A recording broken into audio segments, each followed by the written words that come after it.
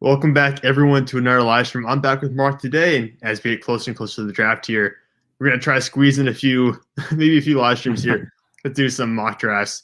And today, or tonight, I guess, we're gonna go through another 2-round mock draft. So we got a lot of stuff to talk about. And Mark, this time around, you have the first pick in the draft. Not that it matters, because it's going to be consistent with the rest of them. It's going to be Trevor Lawrence to the Jags at number 1. We all know this.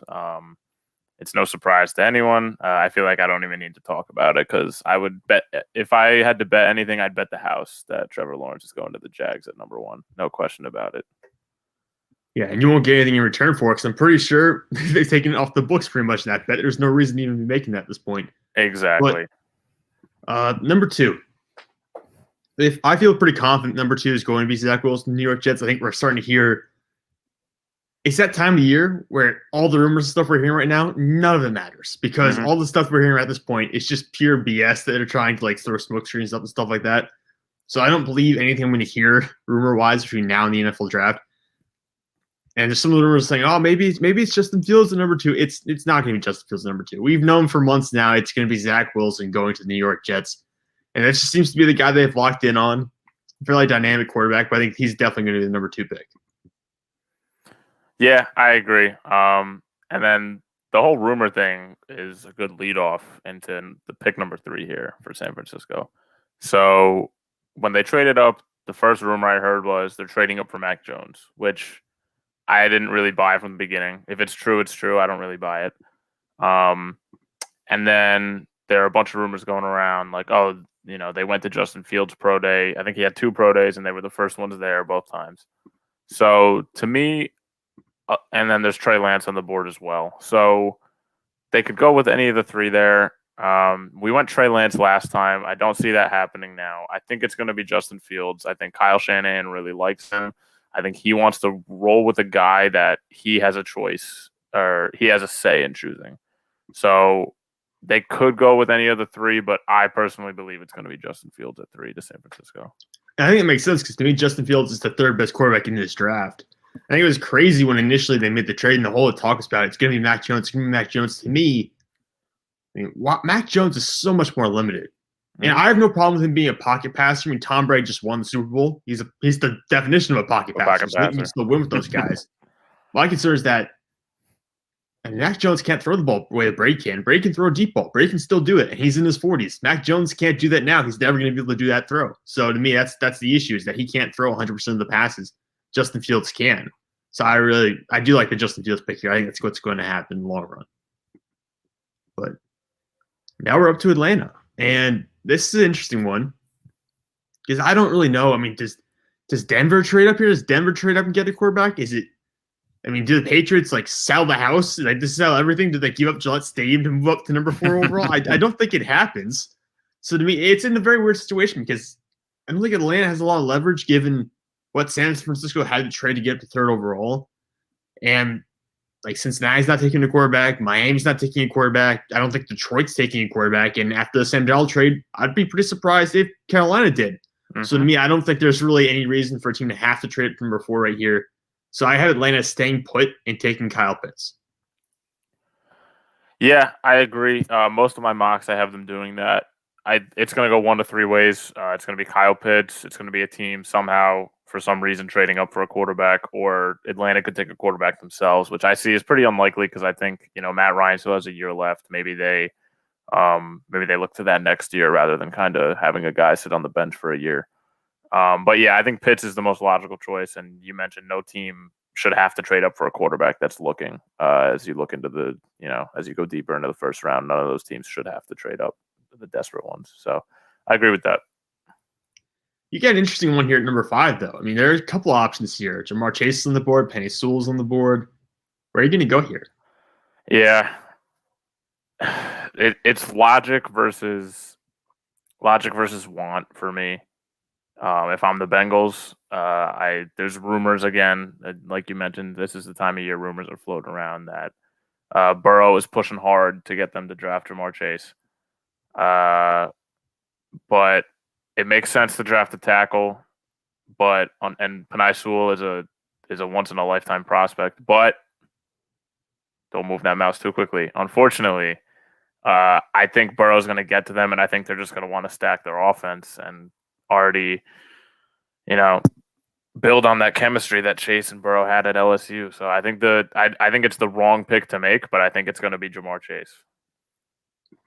Yeah, I agree. I think that Jamar Chase is probably if we're just ranking prospects in terms of overall talent, I think Jamar Chase is a better prospect than Penei Sewell. I don't think Penei Sewell is a generational kind of talent. I think we get a couple of guys like this every decade or so. So I don't think he's that special. I think he's definitely the best offensive lineman in this class. And if he doesn't work out at tackle, you can play that guard and still have a top 15 guard in the NFL. Right. So he's a very versatile player on that level. And I'm so back and forth about this, Mark. I'm glad you had to make that decision because that's one of the ones that I just genuinely don't know what they're going to do. Yeah, it's a genuine struggle for picking for Cincinnati, but I think that's the ultimate decision they're going to go with is Jamar Chase. You made my life a little bit easier here for Miami. So I don't think they're going to go offensive tackle. They have invested quite a few picks in the offensive line in recent years. None of them really invested that wisely, I'll admit. Some of the decisions they made with Austin Jackson last year, not moves I like too much, but it would be a little premature to make those selections last year and then come out and draft in our offensive line immediately. Right. And I think you're really going to try to help out Tua here because you have Will Fuller, but only for 1 year. If you're going to find out, you're going to try to find out if Tua is your QB this year or not. So you need to surround him with as many weapons as possible. We just took Kyle Pitts and Jamar Chase off the board. And I see the appeal for TDN. They have actually Jalen Waddle as their number one on their board, or at least most of them do. And I see the appeal of him. I know he's kind of redundant to Will Fuller in some way, which is why I prefer Jamar Chase here if he fell that far. But Waddle to me is a more secure pick than Devontae Smith because even though Smith has been more productive in college, I still don't know. I mean, the only guy I can think of who has build, who succeeded in the NFL at high level is Marvin Harrison. And I don't want to be the one to make that risky pick here in the top 10, so I'm going to take Jalen Waddle instead. Yeah, I agree. It's either going to be Chase or Waddle, whoever's still there on the board for Miami. And again, it still pairs him with someone that Tua's familiar with in Jaden Waddle because they both played at Alabama. So, yeah, I think Waddle's the safe play there. Right, on to Detroit. Detroit's another interesting team. They're not going to be winning here for a couple of years, Mark, so you got a little bit of a long-term rebuild to work with. It's tough because they could take Trey Lance if he falls this far to kind of develop behind because Goff is not the long-term answer at QB, and we all know that. He's definitely a bridge, but I don't know if they want to go Trey Lance here. If he falls, though, it could be intriguing because they do need a wide receiver. I agree with TDN that wide receiver is their biggest need. They need to replace Kenny Golladay. However, I don't think Devontae Smith is worth the 7th overall pick for the same reasons you just mentioned with his build. So I look at corner and I look at tackle because they do need offensive line help too. Man, it's a tough choice for Detroit here. I think I really think they're just going to go best player available, and at this point, to me, best player available is Penei Sewell. I don't love it, but it's the best player available, and it's a position that they do need help with. So I'm going to go Penei Sewell to Detroit at 7. Yeah, it makes sense. I think they're pretty set at left tackle right now, but you can always upgrade that right tackle position. And like I said, if he has to start his career at guard, he eventually go outside the tackle. And Laramie Tunsil, who was drafted, I want to say top 15 by Miami a couple of years ago, obviously playing in Houston now, Pro Bowl left tackle. He started his career at guard for a little while there before switching outside. So I think we could see the same thing happen with Penei Sewell in the long run, but probably could start right tackle immediately. And again, if you're looking for a long-term rebuild here, fixing the offensive line first helps out quite a bit. The game is won in the trenches. All right, well, you took Penei Sewell. I'm sure Carolina would have loved to have had him. Looking at the board right now, they do need corner help. I think it's hard to pass on Rashawn Slater because they've had a new starting left tackle every year since Jordan Gross retired, and that was in the early 2010s, I want to say. It's been quite a while at this point. So they've had a new starting left tackle almost every year. And I think that you have to go for stability along the offensive line. They made that trade for Sam Darnold, so I don't think they're going to go with Trey Lance here. It just wouldn't make a lot of sense. You'll be investing a lot of money and a lot of capital in the quarterback position there. And I understand that quarterback's one of the positions where it's okay to take a lot of shots just because you have to hit. And if you hit in one of those situations, it's always going to work out good for you. But I don't know. Here, I think you've made the move for Darnold. let Lance go. He might go to Denver. That's fine. I'm going to take Rashawn Slater here. Yeah, I agree. I usually have Sewell going at 8 to Carolina, but I don't think Slater is that much of a. I think they're very different players, but I think Slater is still a phenomenal player at offensive tackle for them. So it's a solid choice. All right, on to number 9, Denver. They've got a couple of options here. God, I don't want to do this one either. You've got a lot of tough decisions here early on. I do. I look at both quarterbacks still on the board. And also, Patrick Surtain is also still there.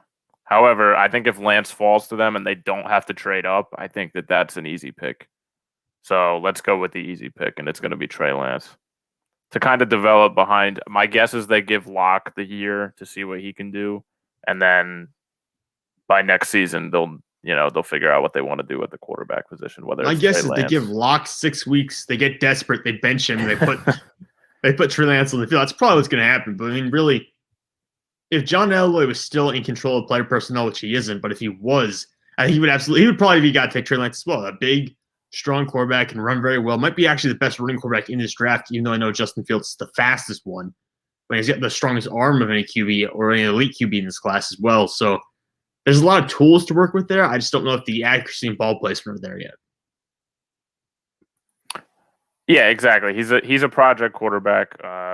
Ideally, he goes to somewhere where he doesn't have to play his whole year or his whole rookie season, and he can kind of develop behind a quarterback room. But yeah, with the way Denver is with Drew Lock, he'll probably get thrown into the mess, similar to what happened to Jalen Hurts last year. So, yeah, don't be comparing Jalen Hurts to first-round quarterbacks, Mark, because he wasn't one.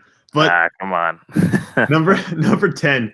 The Dallas Cowboys, to me, this is pretty easy. I mean, Patrick Surtain's still sitting there, top cornerback in this draft class. So you take into account the Caleb Farley injuries. If Farley was healthy, I would say Farley is hands down the best corner. I agree. But he's not. We can't really know. I mean, back injuries, I think everyone knows about back injuries. They're not a good thing. Those are not things you want to mess with. So Patrick Surtain is just a phenomenal player. He's very crafty. His father was an all-pro corner. So I'm going to take him here for Dallas and pair him with Trevon Diggs, another Alabama corner. Yeah, I know. Jerry Jones loves big-name guys from big-name schools, so I think it's a perfect pairing there at 10 for Dallas. All right, number 11, the New York Giants, rivals to your favorite team, the Philadelphia Eagles, who I actually picked for here. Yeah, it's tough. 1, because I'm not picking for the Eagles, and 2, it's tough to decide who to give to the Giants without being biased towards the Eagles and who I want the Eagles to take here. I'm gonna have to do it, and you're gonna ruin the pick at 12 because of it. So I agree with TDN. The Giants, they did sign Kenny Golladay, but it would be nice to lock down that receiver position. However, I don't think teams are sold on Devontae Smith, especially this early. So Parsons would be a good pick for them as well. I don't think any edge rushers are worth it here at 11. And that leaves the cornerback position and J.C. Horn on the board, who's flying up. Oh, no. Are you really doing that? I think this is the first time actually I've seen J.C. Horn mocked to the New York Giants, I'll be honest. Yeah, I'm gonna go J.C. Horn, and it's gonna kill me because that's why I want the Eagles to take at 12. But yeah, J.C. Horn, he's flying up boards for good reason. He's very, very athletic cornerback, and he can instantly come in and be a QB2 a corner 2 on the outside, and he's gonna kill it in the NFL. I love him. I've fallen in love with him as a prospect, unfortunately. So, Mark, I was going to have an easy life here. I was going to take J.C. Horn. I know you like J.C. Horn, so I wasn't going to have to deal with anything in response to that situation. And you had to go out there. And I've never seen anyone mock J.C. Horn to the New York Giants until tonight on the live stream. And you go out and you send J.C. Horn to New York. So now I have to come up with an entirely new pick for Philadelphia from scratch. Well, the obvious – do you ever need to say that the obvious option is Devontae Smith? I know what I would do. You know what you do. Oh, that's awesome. Christian Darrisaw is also out there, and I think you're pretty confident from what I heard in the left tackle situation. It's not going to be Andre Dillard. No. I think they're going to trade him, and I think you agree with that he's probably going to get traded at some point here. I agree. I could see honestly going Darrisaw though because Lane Johnson's getting old. He's been hurt, banged up. You haven't seen a full season for any player on your roster currently starting left tackle full time. What would you do, Mark? Give me your opinion. What would you do here, Mark? My opinion, and don't let it influence you. Mac Jones is still on the board, and I see 3 teams in the next 8 picks that could want to compete for a quarterback here. You want to do a trade? In New England, Washington, and Chicago. They're not going to trade with Washington because it's within the division. They wouldn't do that. But if this happens, I would see the Patriots or the Bears trading up for Mac Jones, trying to get into a bidding war because it's going to be one of those 2 teams. All right, well, I'm going to tell you this off the bat. I was going to give Mac Jones to Chicago if he fell that low. Mm-hmm. So I'm saying that right now, and I'm going to just put the trade through because at this point, go for it. It's your pick. I voiced my opinion as an Eagles fan. But I think if you move back once already to the point where you're barely getting blue chip talent and you're not getting, you could still get Caleb Farley if you really want to at 20. So I think that's a possibility. Yeah. What am I missing? I have to click Philadelphia. Yeah, I think we'll just go back and I'll make my decision a couple minutes from now. I don't want to make it right now. Yeah, because there's no one on the board I really like for Philly right now. They don't draft linebackers high. They don't invest well, so they're not going to take Parsons. They're not sold on Devontae. They're not sold on Devontae Smith. Darrisaw is a good pick. They do like winning. The Eagles are very high on the mentality of winning in the trenches. So they, offensive and defensive line, they'll invest heavy in. But I think they're pretty sold on Jordan Mailata at left tackle for the season. And I think it's too early for Farley. And then everyone else after that, there's a significant drop. So it's unfortunate the way the board fell for Philly, but that's where we're at. Yeah, I think J.C. Horn is really the plug-and-play option for them. But not happening here. So we'll do a 12 for 20, a third and a 6. We're not going to get to either of those picks. We're only doing the first 2 rounds, but we'll just throw those up and in there. Should have an acceptance here. Exactly. All right, and now Andy Dalton has competition for QB1 in Chicago. It's going to be Mac Jones. Yeah, I think that's the easy pick there. Someone's gonna trade up for a quarterback if he falls that low, and the Eagles are in rebuild mode. Maybe not rebuild, but retool mode. So they're gonna take all the picks they can get.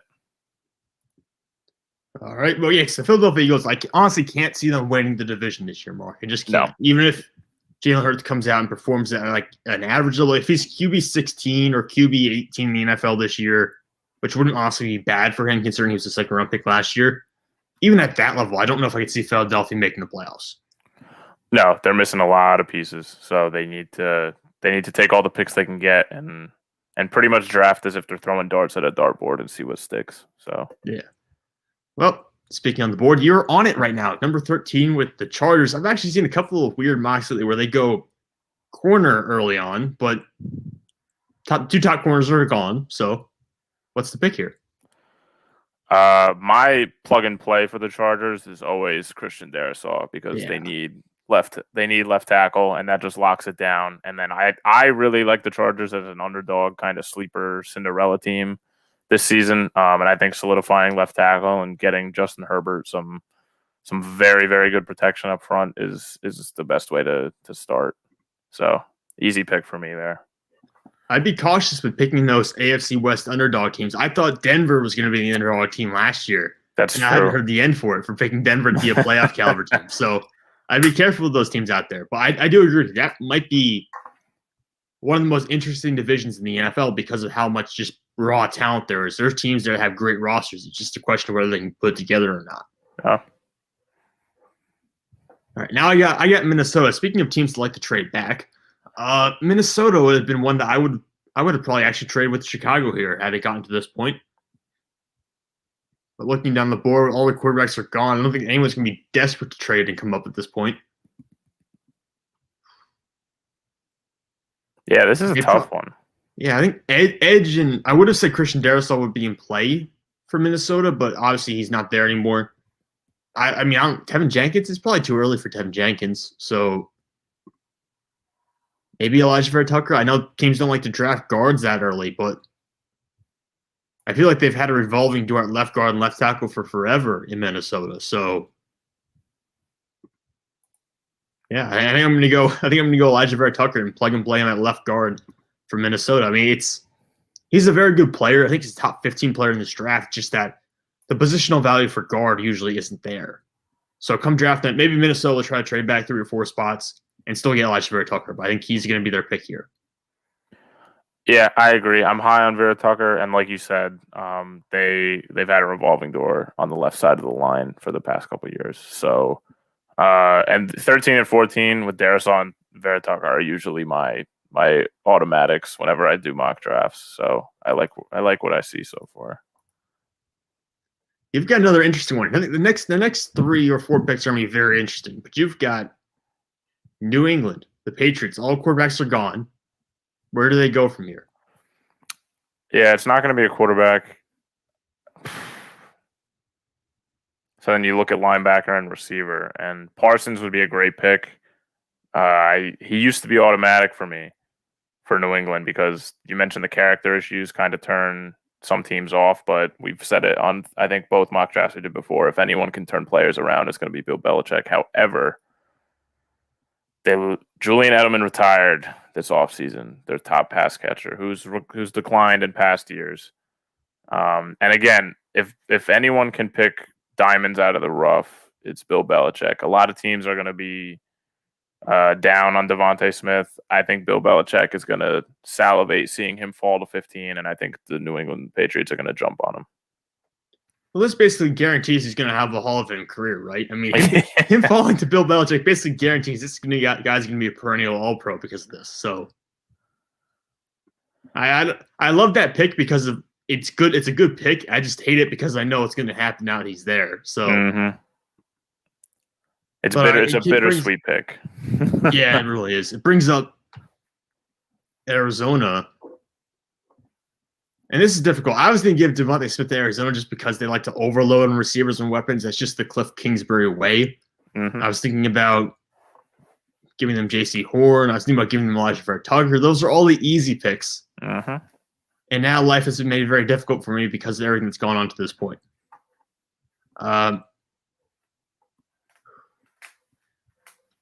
If we're being predictive, I think Caleb Farley would fall farther. I think Caleb Farley would end up in the 20s probably because of the health concerns.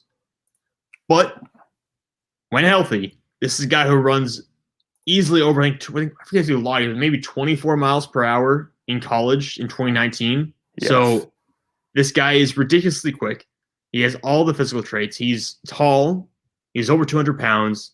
He's got great arm length. He's got all the tools you want. If you're Arizona and your biggest thing is by far cornerback, I think you have Malcolm Butler, Robert Alford, and maybe that's it. Byron Murphy is your slot. So I think you definitely need corner here, so I'm going to take Caleb Farley. Yeah, I agree. Maybe a little bit early, only because of the health concerns. But if he stays healthy and is able to stay on the field, he's my CB1 in this draft. So, well, again, when healthy, he was a beast in college. You could see him fly all over the field and pretty much run stride for stride with any receiver that he played against. So I think that's a great pick for them. Yeah, it would be a great value pick as long as he can stay healthy. But you've got the Raiders are pretty. Honestly, the Raiders, looking at all the top names on this board here, maybe the top 6 names or 7 names here, I could see any of them going to the Raiders with this pick. Yeah, that's why it's tough. I agree. You look at the same thing you just said. Top 5 players on the board right now could easily. They're all positions of need for the Raiders. I think it's too early for Tevin Jenkins. He's more of a developmental tackle rather than a plug and play day one type guy. Jalen Phillips is probably the top edge rusher. I think I have him over Kwity Paye.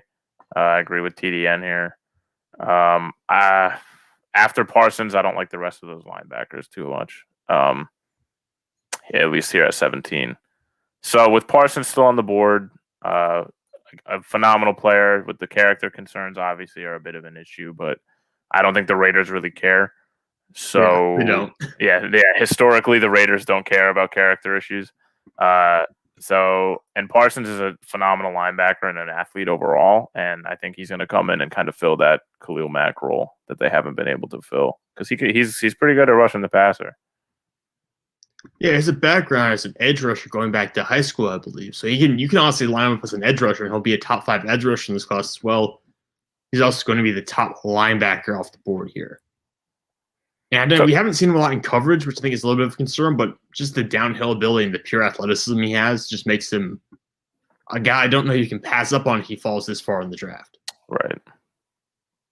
All right. Miami's on the board. And I took, what was it, Jalen Waddle? I took Jalen Waddle at 6th overall. Bring Miami back up. They need some help on the edge, I know, but their scheme's a little weird. It's a little New England-esque, so it's 3-4. But sometimes you just have that one outside linebacker be a designated pass rusher. Other times it's like a Kyle Van Noy rule where you drop into coverage, you do a little bit of everything.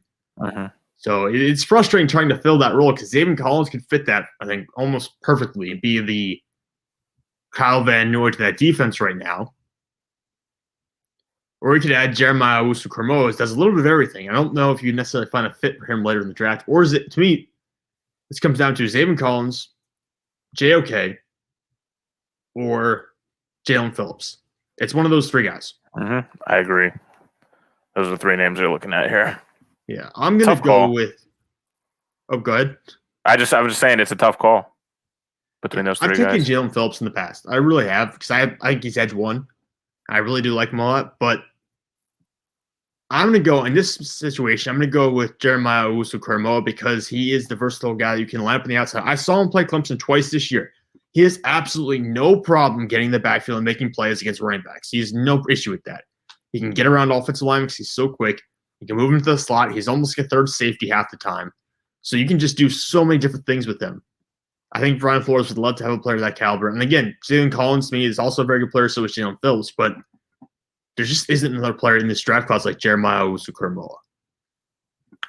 Yeah, he's kind of like a Swiss Army knife on defense. He can pretty much line up anywhere and be successful. So, yeah, I think he kind of fits the role of what, like you said, Miami kind of runs a New England-esque defense, and they like their Swiss Army knives over there. So I think that's a great pick for Miami. All right, Washington, another division rival of yours.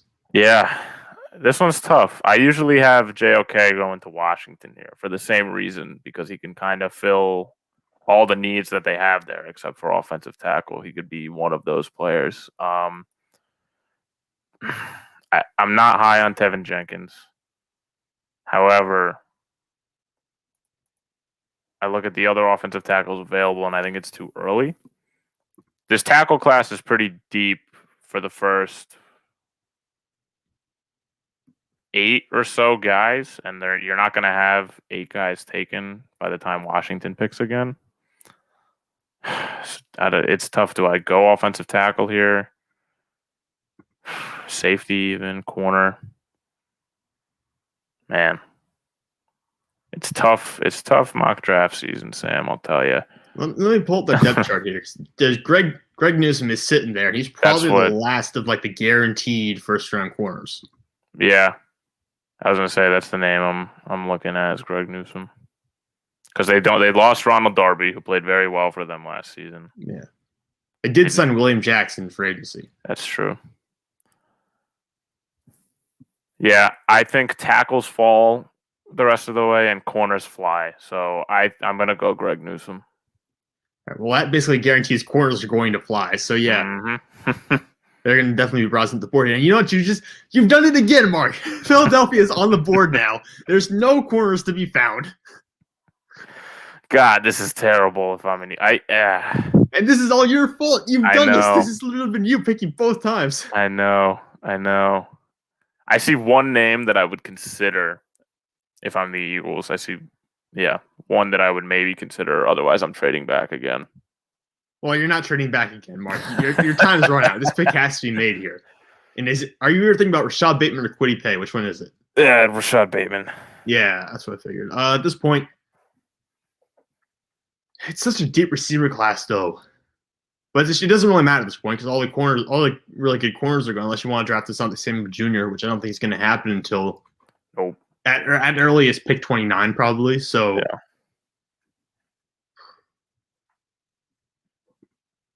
I don't know. I mean, how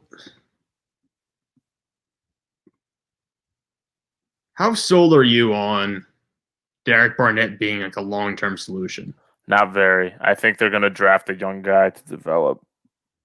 So yeah, I agree with what you said. Whether it's Kwity Paye, if this exact situation were to happen on draft night and the board is what it is, and Howie Roseman has the card, it's going to be an edge rusher or a wide receiver. I agree with that.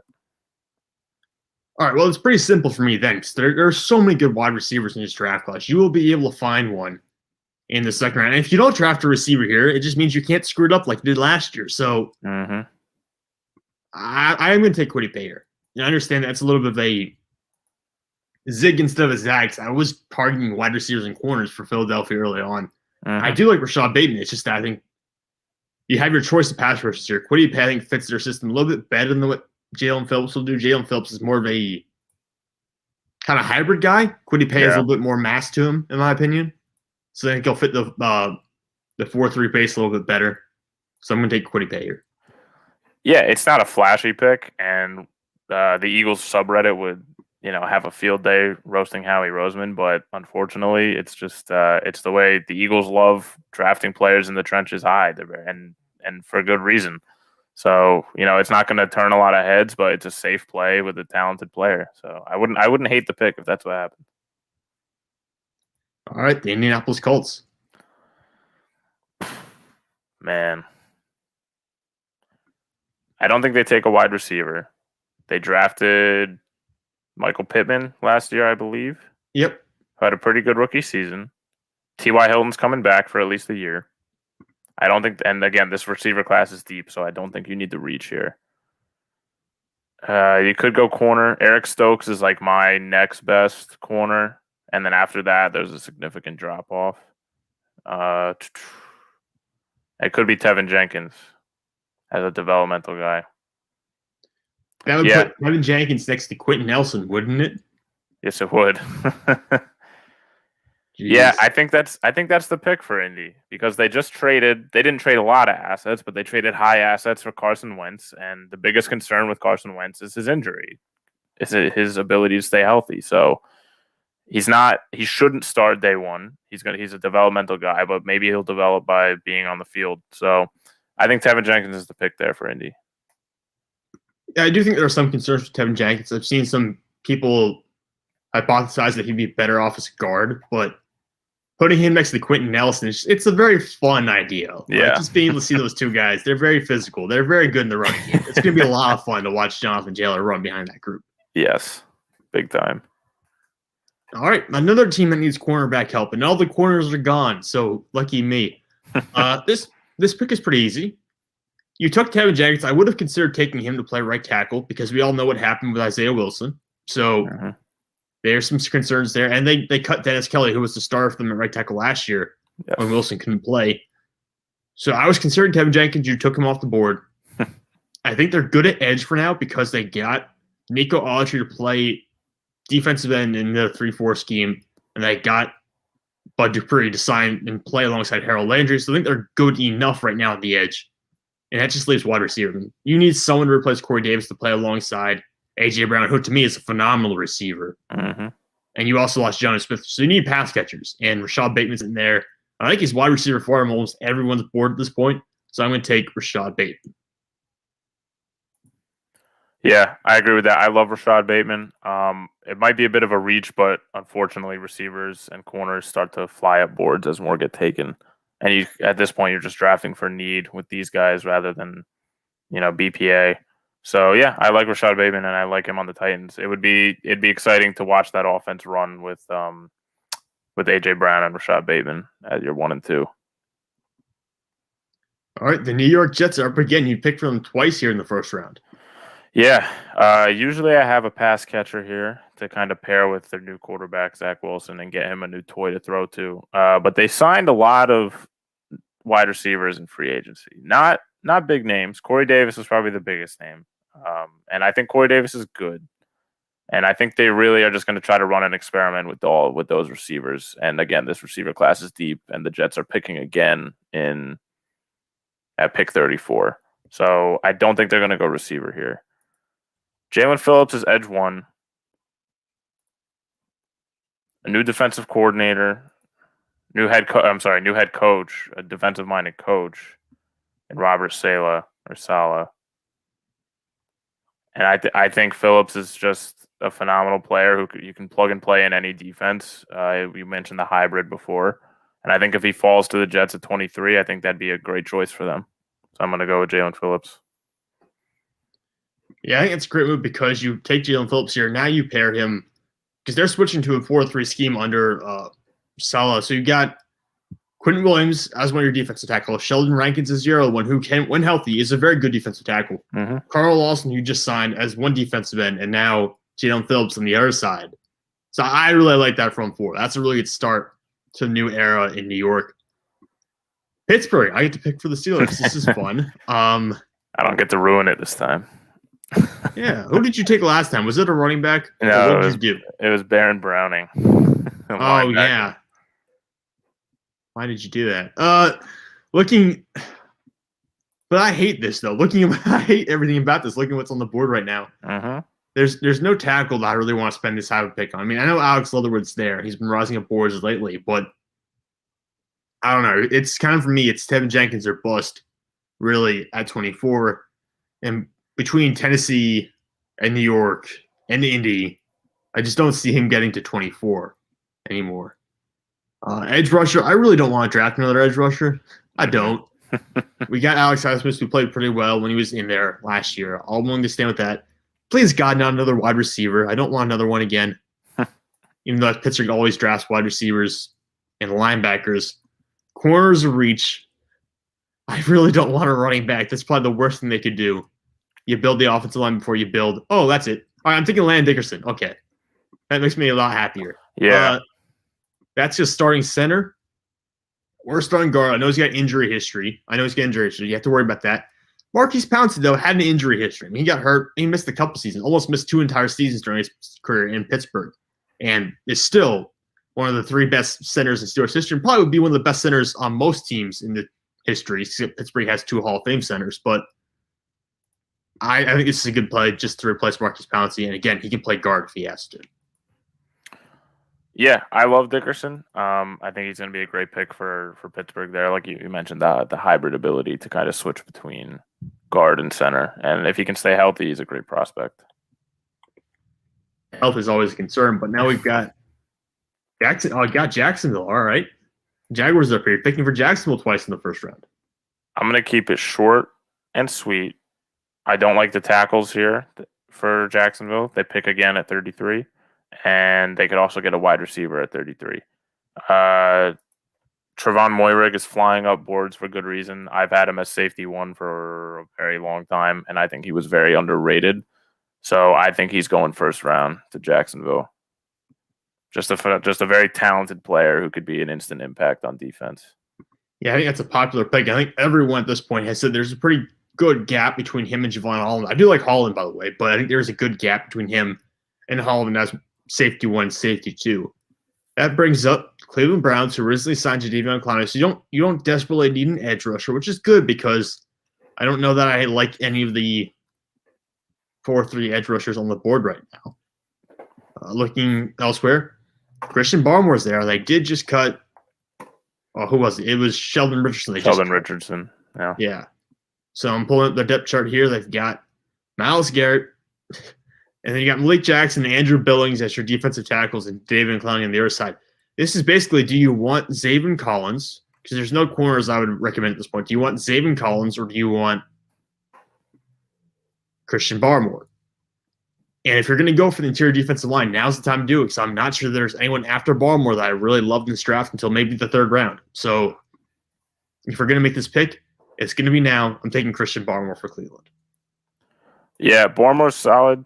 He was, in my opinion, the best player in the playoffs for Alabama. He really helped, elevate them to a national championship. So I think that's a solid pick again. And you mentioned Sheldon Richardson being cut, so they need someone to fill that void.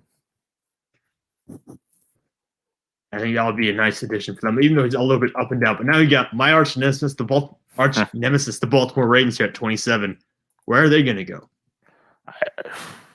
Man. Edge is a need. I agree with TDN here. It's probably their top need. I don't love the edge rushers here. I don't love the wide receivers here at 27. And I wouldn't put the only safety worth a first round pick, in my opinion, is Trevon Moehrig, who was off the board. And even the offensive line, I don't love here. Wide receivers, they signed Sammy Watkins, so they can kind of hold off a bit for a later round there. Edge rushers start to drop off soon. So I think to secure it, they probably go edge. It's just a matter of who. Ojulari doesn't really fit their scheme. Joe Tryon fits their scheme a little bit better. I'm going to go Joe Tryon out of Washington. And there's the mark pick of the first round. You're taking Joe Tryon at 27th overall. There had to be one. The one that will catch people off guard. There had to be one. Yeah, I think that's the one that will catch people off guard. Because when you have Jason Owen and Azeez Ojulari out there, I think that Tryon's probably going to be the surprising pick of the first round for you, Mark. Yes. There has to be one. There's always got to be one. But I mean, that makes it more fun, right? Just having to have one of those. But okay, now you put me in a weird spot with the Saints. Because to me, the Saints are – I don't know what the Saints are, to be honest. Because, I mean, Jameis Winston could go out there, throw for 5,000 yards again, 30 touchdowns, and maybe just 16 interceptions. They could be a playoff team.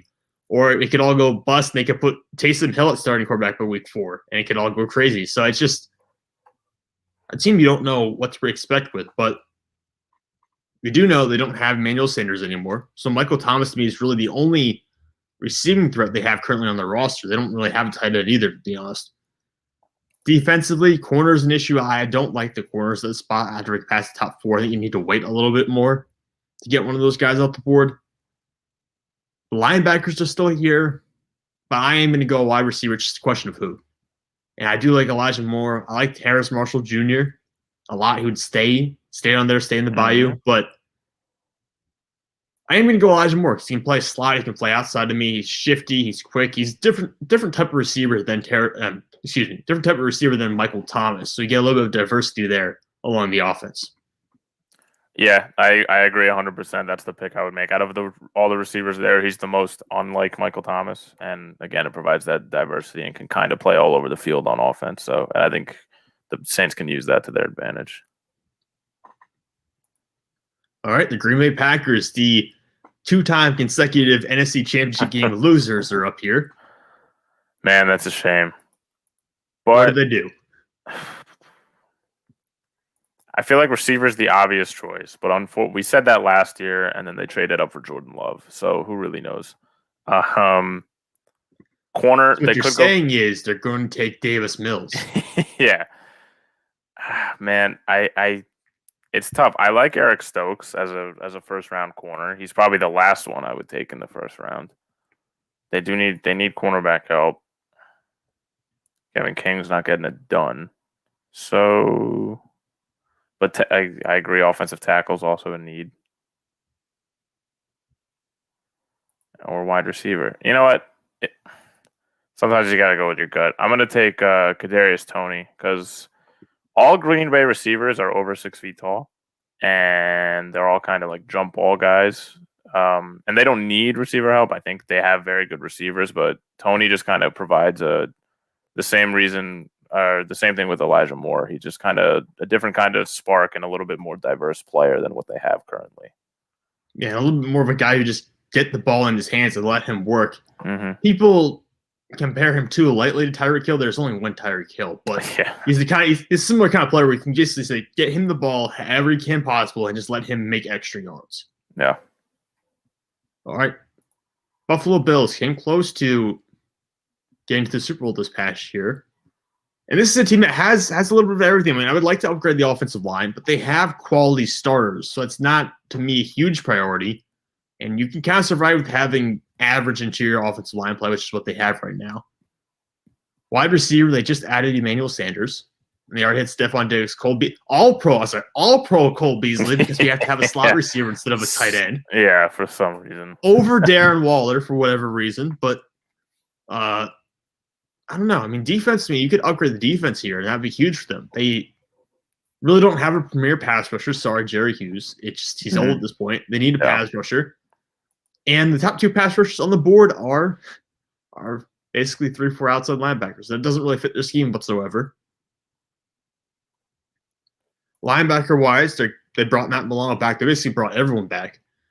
Safeties are good with Jordan Poyer and Micah Hyde.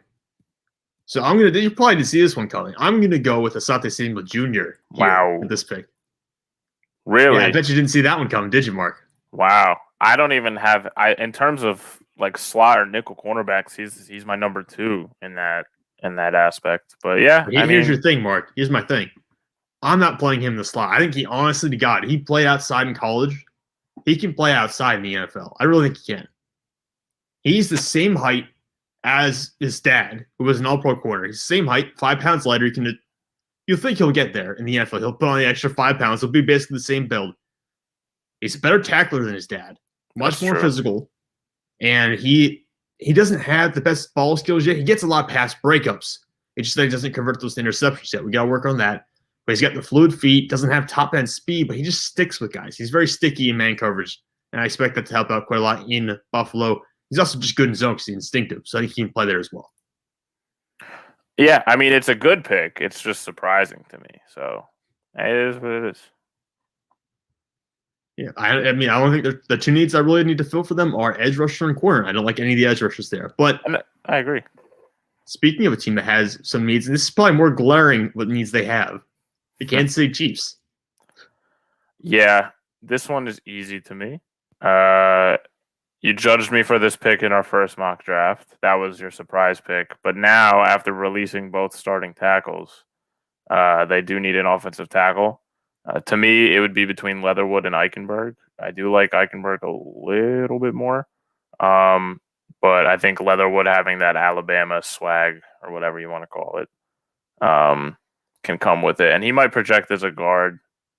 But I like throwing him at tackle and keeping him where he played. So I'm going to go Alex Leatherwood.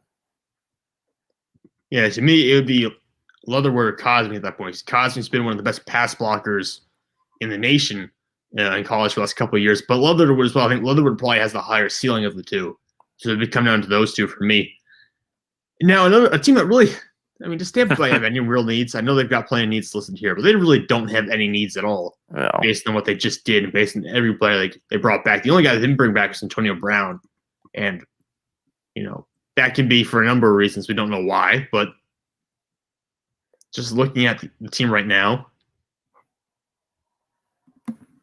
I don't even know where to start. I mean, there's everything here is decent enough. You could probably upgrade at left tackle, but it's not like a big time thing where you draft a guy right now. You're drafting to win immediately, so you're drafting to get a contributor right here in the first round. I just had a really bad idea. Oh no! All right, I could see them actually going with an outside linebacker because Jason Pierre-Paul will eventually probably either retire or he'll end up in free agency. So I could see outside linebacker here. That'd probably be the reasonable pick. The unreasonable pick would be taking Terrace Marshall Jr. here and putting him on the same field with Chris Godwin and Mike Evans. I could even see honestly, I could see Rondale Moore hurt here, depending on how teams view Rondale Moore. If they do I don't view him as a top 60 player-ish, but some teams do. I could see him here as well.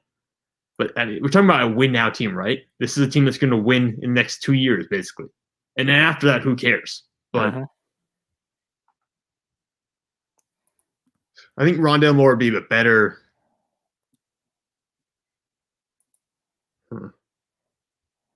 It depends what you're looking for on a receiver. Marshall's an out. To me, if you're going to boil it down to simple, Marshall is the outside guy and Moore is the slot guy. But they already have 2 phenomenal outside receivers in Chris Godwin and Mike Evans. Yeah, and I know Marshall played the slot in LSU somewhat, but he was not nearly as good in there as Justin Jefferson was. Yeah. So I'm gonna take Rondale Moore here, actually. I'm not a big Rondale Moore fan. I'll just preface it with that. And I think De'Ami Brown might actually be a better slot receiver. But I think Rondale Moore is the home run hitter kind of guy that you might take and just plug him into an offense with all that talent and see what happens. All right, you got Jacksonville for the third time. Yeah, this is me picking for the Jags. Third time.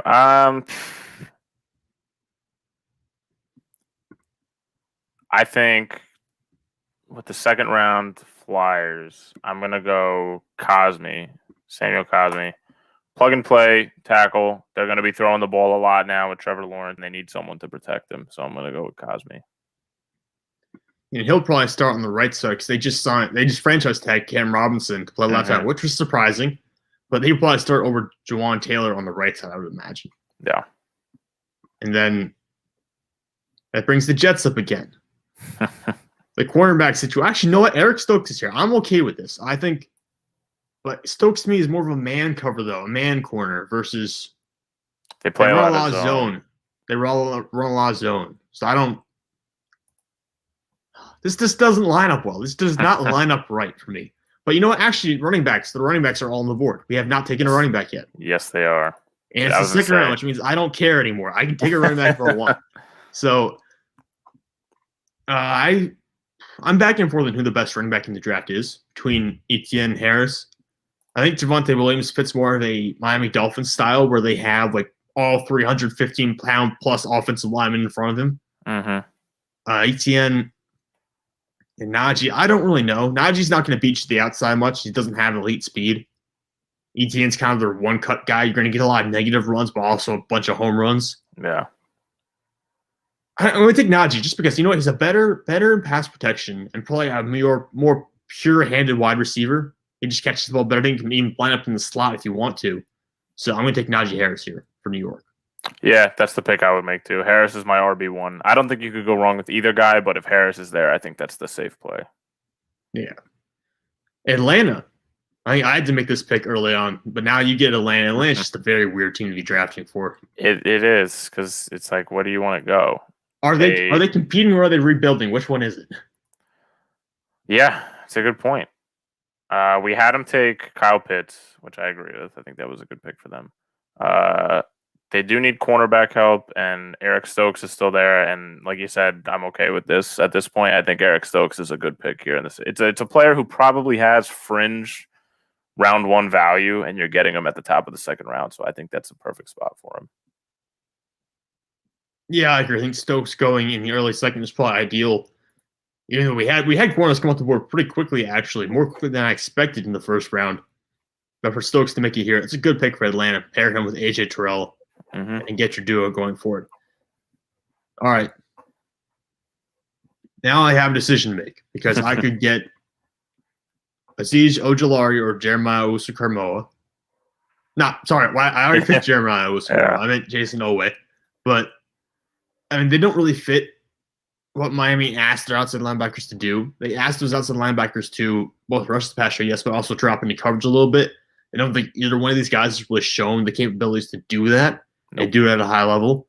So looking at this situation right now, with Jalen Phillips out the board, I really just don't know what edge rush would work here. I think maybe Joseph Osai would work potentially because I think he had to drop in coverage a little bit more often at Texas, but I'm not taking him at 36. So I'm going to go running back here, and I'm going to take Javonte Williams. That's a great fit. I mean, we have that offensive line the way they like to run the ball.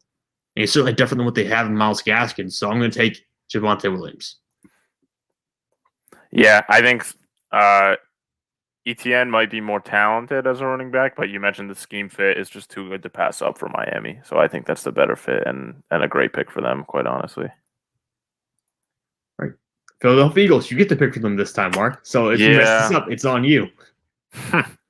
I could go two ways here if I'm thinking like Howie Roseman, which is dangerous. But if I'm thinking like Howie, again, they drafted two linebackers last year, one in the third round, one in the fifth round. So I don't think they're going to invest early in the linebacker position. I think they trust Alex Singleton, who was a mini breakout player last year. So I don't think it's going to be a linebacker, even though there are very talented linebackers on the board. We took an edge rusher. So we took Kwity Paye. We don't need tackle. Yeah, maybe. But again, I don't really think so. They put a lot into that offensive line last year. So I'm going two ways. I'm going wide receiver and I'm going center. And I like both of the prospects here. I like Creed Humphrey. He's a left-handed center, so it's a little awkward. He did play at Oklahoma, which, obviously Jalen Hurts finished his college career at Oklahoma. So, and they do need to replace Jason Kelce at some point. It's just a matter of when. And this receiver class is deep. However, I have Terrace Marshall as a first-round grade, and if he falls to 37, I think he'd be too good to pass up. They need someone to pair with Jalen Reagor on the outside. If Rager's playing the Z, they need someone to play the X, and Terrace Marshall at 6'3" can definitely fill that void. Yeah, he averaged over 100 receiving yards per game this past season at LSU. Taking out the board, I think that's a good pick for Philadelphia because you get your first-round wide receiver here without having to use that top pick on him. And who did I take earlier for them? I took Kwity Paye.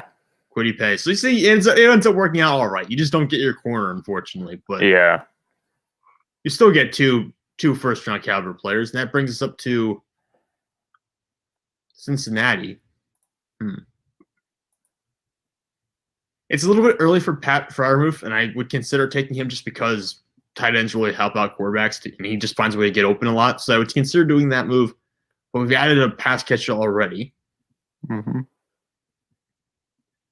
think they're solid at center. Center's probably the best spot they have actually along their interior line. They could probably use a guard more than a center at this point. Edge rushers, they just signed Trey Hendrickson, so I don't think it's a really big deal. At least not, and these guys aren't scheme fits anyways, I'm pretty sure. No. Tackle wise, I could see a tackle here. That's probably where I'm going to go. I am a little bit worried who to take though, because looking at the lineup, or looking at the way things are right now, at tackle, Eichenberg's the number one rated here, but he's got short arms, and I'm almost more confident in playing Jonah Williams outside. Like my idea is you take a tackle, Riley Reef on the right, your new tackle on the left, Jonah Williams kicks in the guard, and then when Reef leaves, you move Jonah Williams over to right tackle. The issue here is I'm not sure that Liam Eichenberg is a better tackle than Jonah Williams. So this is where my issue comes into handy, because I don't see Eichenberg being able to transition to guard. No. So the thing with Eichenberg is you mentioned the short arms, which really kills you in pass protection, which is obviously what the Bengals are going for this season if they're loading up on pass catcher in the first round with Jamar Chase and then kind of building around Joe Burrow. Honestly, if I'm Cincinnati, I'm aiming for one of these three guys, or Brittany Christensen even maybe. Well, I was looking at one of these three guys, try to get one of these guys in the third round, and just say screw it, because with Dylan Radins and Liam Eichenberg, you really don't know what you're getting. Yeah. So instead, I'm going to go. Oh, Zaven Collins or Davis. I like Jamin Davis a little bit more in this fit because I think he could become a Mike linebacker for them. He could become their middle linebacker versus Zaven Collins, who will be strictly an outside linebacker for whatever team he ends up on. So I'm taking Davis here. Yeah, I like Davis too. I'm a little bit higher on him than Collins, for this pick, simply because of scheme fit. So I think that's a good pick for Cincy. All right. The Carolina Panthers took Rashawn Slater early on in the draft, but who are they going to take now at number 39? My next best corner is Aaron Robinson, and I think that's a reach here. So I think it's still too early for tight ends. Quarterback, I don't think quarterback is their fourth most need. I think they're just going to roll with Sam. Maybe they take a quarterback in round 4 or 5, but they don't take one round 2.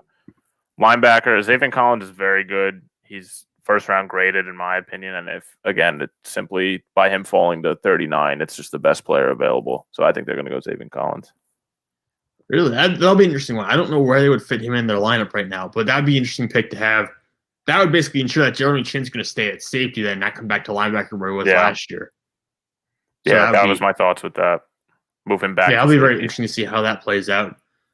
Brings up the Denver Broncos. You have them taking Trey Lance, I believe, in the first round. So now a linebacker corner.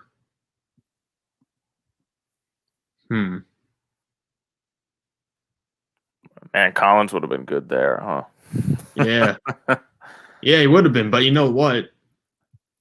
How old is Von Miller? Old, right? So 3-4 outside linebacker. There are 2 of them here. 2 guys who I have first round. Well, I think one guy. I think I have Aziz Ojolari as a first rounder and Owe as a second rounder. But both of them are very close in my opinion. You get them both up here. I'd be stunned if they get to this point. But they're here in this mock.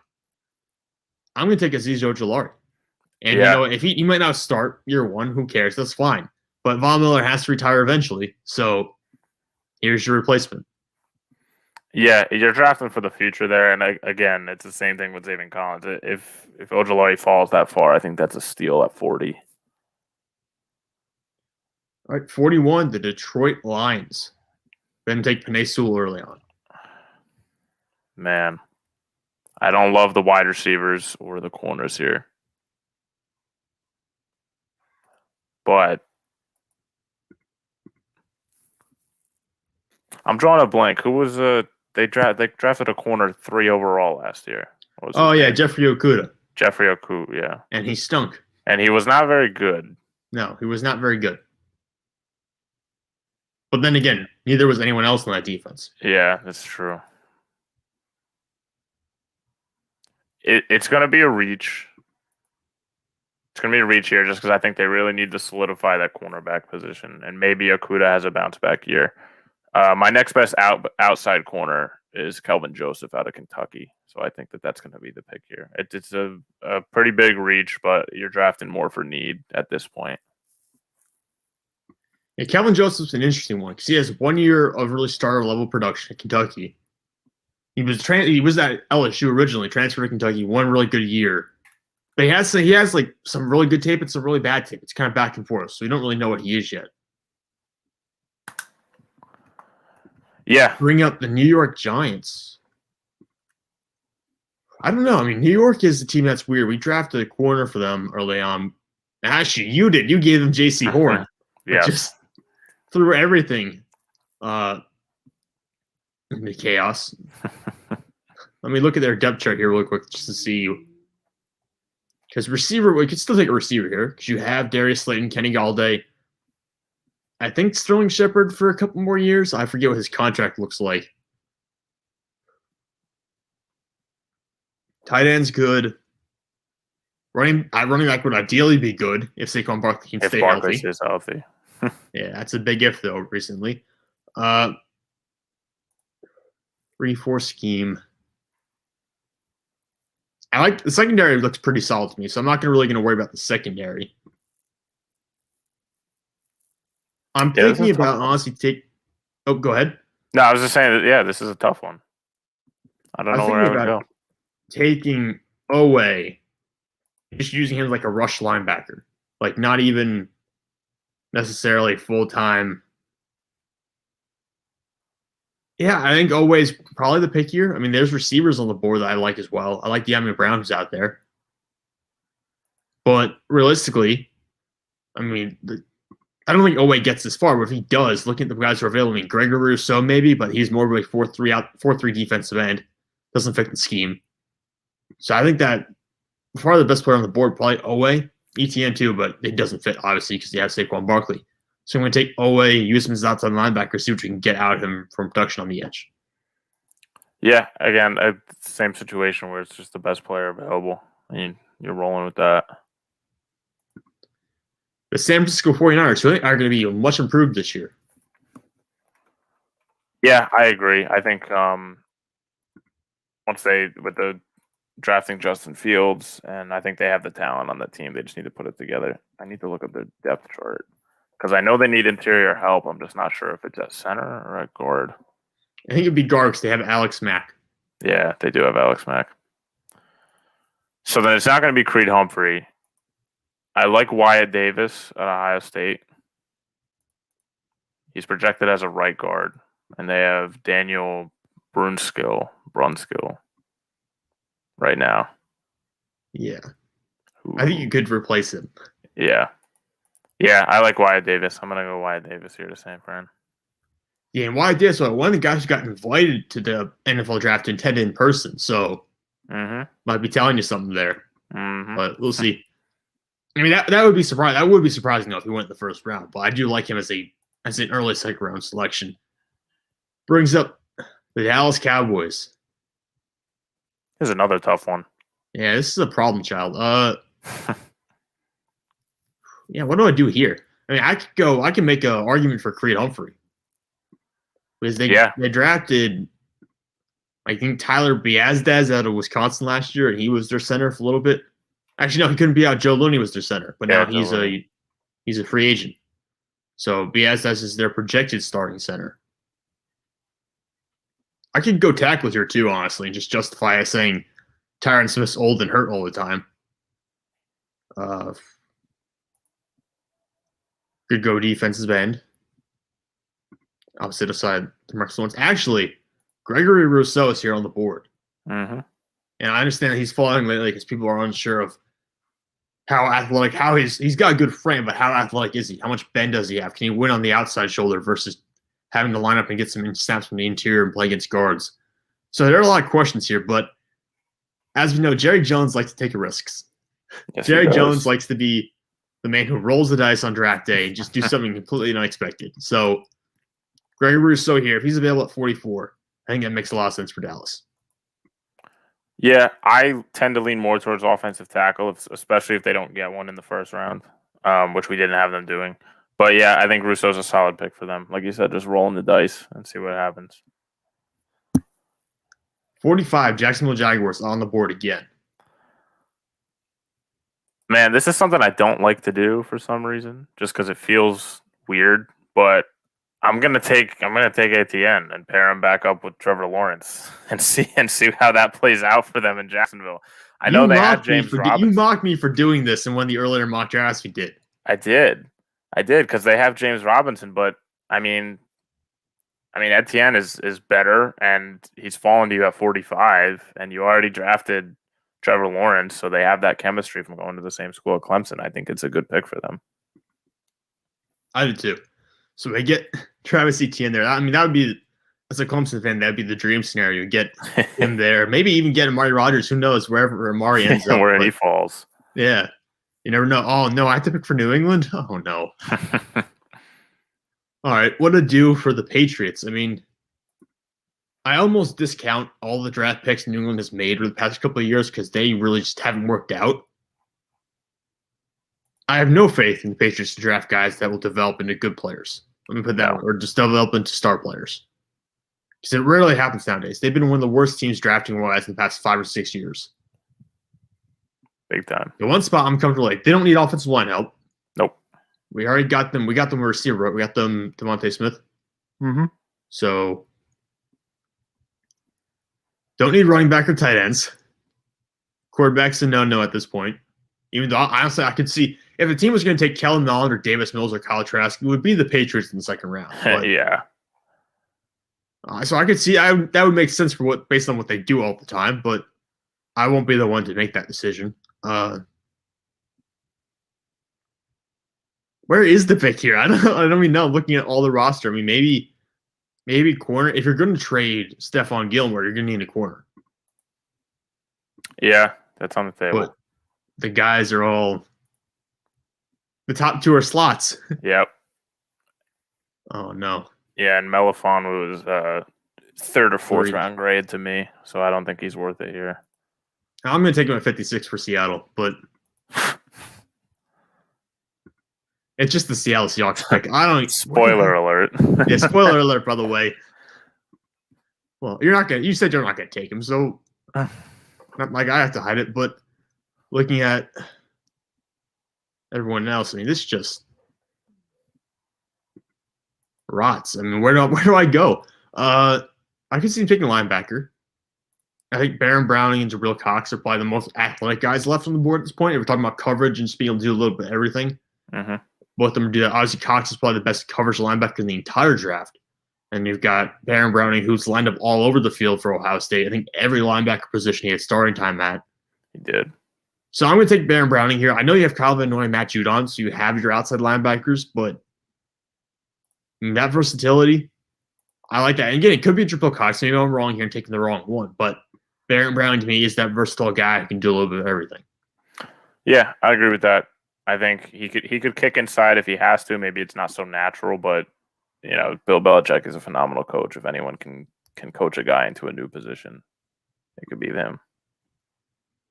Yeah, absolutely. And the Chargers now, who have a new head coach themselves, where do they go here with their second pick in the draft?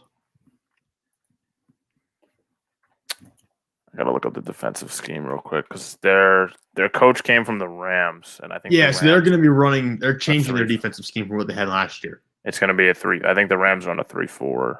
Yeah, It's kind of like a hybrid, really, because Donald kicks inside and then also plays the DN position. yeah. So it's really, I mean, Joey Bosa will be playing a really interesting role this year. Yeah, I don't know where they're going to throw him. I look at again edge, safety, and corner. I like Javon Holland a lot. I don't know if he's really worth 47 though. The edge rushers don't really fit their scheme. Peyton Turner is the closest, or Joseph Asai. Yeah, you know what? Asai used to have a first-round grade. I'm going to go Joseph Asai, just purely on scheme fit. He could play that 3-4 outside linebacker that drops, but also rushes the passer if need be. I mean, that makes a lot of sense to me because of the guys left on the board. I mean, who's the next best 3-4 outside linebacker? Quincy Roche, who's definitely going to be a third rounder at most. So Yeah, the other guys, I mean, Carlos Basham, to me, has the size to play a 3-4 defensive end, but you have that in Los Angeles already. You already have the big bodies. Peyton Turner is more of a 4-3 conventional one. So I think that's a good fit for if you're looking for an edge rusher. That brings up the Raiders. This is another tough one. I think, well, all of them are probably going to be tough at this point in the second round. But the Raiders basically destroyed their offensive line yes, this offseason and then re-signed them all, brought them all back. But Colton Miller, left tackle, Richie Incognito, left guard, Nick Martin, center. I'm okay with that group. I don't love Richie Incognito starting there. He's like 37, 38 years old. But then Denzel Good and Brandon Parker on the right side. I have no idea what I'm going to do about that. That's a problem. They got a linebacker already. They signed Yannick Ngakoue. They just have recently drafted corners in Trayvon Mullen from Clemson, obviously, and then Damon Arnett last year in the first round, which is a surprise. But not surprising considering the Raiders did it. And looking at the best players available, I think I'm going to take Dylan Radins here. Yeah, that's He's a bit more of a run-specific guy than Liam Eichenberg, and I'm more confident that he'll fit as an offensive tackle in the NFL. And also, I think he can kick in the guard if he really has to. Like I said, I'm not sure Liam Eichenberg has that versatility, so I do like Dylan Radins here. Yeah, exactly. He can kind of flip on either side of the line, and like you mentioned, they need right side help more than left side, so he'll fit right in. All right, I think this might be an interesting one, but you got Arizona here. I think this is going to be a tough team to draft for. Linebacker, I could see it. They took Isaiah Simmons last year, who kind of needs to take a next step given the hype that was around him, in my opinion. So I don't think they're going to go linebacker here. Interior offensive line, their depth chart is Rodney Hudson is their center, who's like fine. Like he'll work, but he's a little old. He just hit the plus side of 30. He's 31 years old. Again, it's pairing college guys together. I don't like doing it. It feels weird for some reason. Although I don't think Creed Humphrey and Kyler Murray played together at Oklahoma. So you're not going to try to replace Rodney Hudson. I know you're not going to do that. I'm thinking about it. He's probably got a couple more years in him. So Creed Humphrey, it would be a waste of a second round pick on. They just traded for him, Mark. Yeah, I know. Damn it.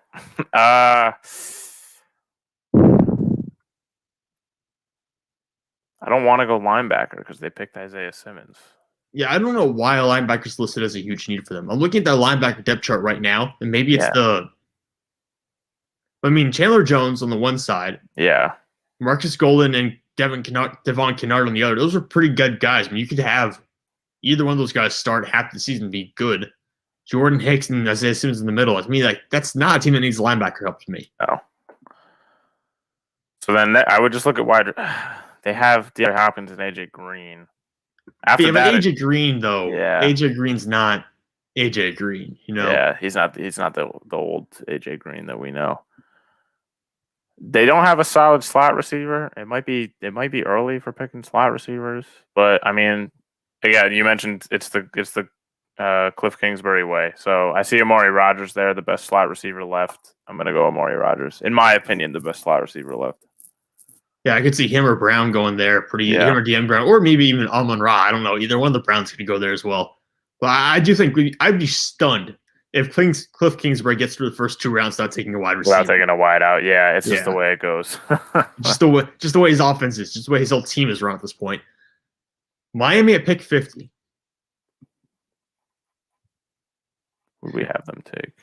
Waddle. You have them take JOK. Jalen Waddle, then JOK, and then Javonte Williams. Yeah. Hey, that's a solid draft for Miami. That's a solid draft. Now, here's my issue, though. Ideally, they get Landon Dickerson, but I'm not about to let that happen as a Steelers fan. So, and they already, obviously, Pittsburgh already got them. So, they do need center. Their center's Matt Skura right now. They sent him a 1-year deal. He's the guy from Baltimore, I believe, who had all those bad snaps last year, I think. So, I mean, Creed Humphrey really does not fit there in terms of what they're trying to do. He really doesn't. No. I think Quinn Myers would probably be a better fit at center there, but I really have no idea what Quinn Myers is going to be because I haven't seen him face high-level competition consistently. Maybe Josh Myers does it later on. I don't know. I don't think center is a good move here for them just because Creed Humphrey, I'm pretty sure, won't fit what they're trying to do. He just doesn't fit their style. Looking at the guys available, I mean, Javon Holland to me would be a nice pickup because I really like him. And he's the versatility to come down and play in the slot, but you just drafted JOK, who can, I mean, Owusu Carmel can play in the slot if you really need him to. That's part of the reason why you drafted him to begin with. So, probably not Holland. I almost wonder if you just take an offensive tackle there and stow him away for a year.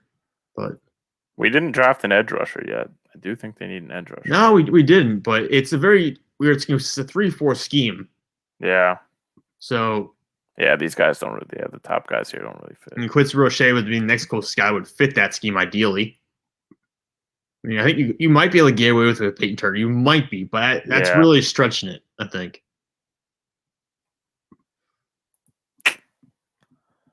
I hate this. Yeah, right. I hate this. Yeah. They don't need a slot either because they have Justin Coleman. So, I mean, I drafted so good, I have no idea what to do now. All right.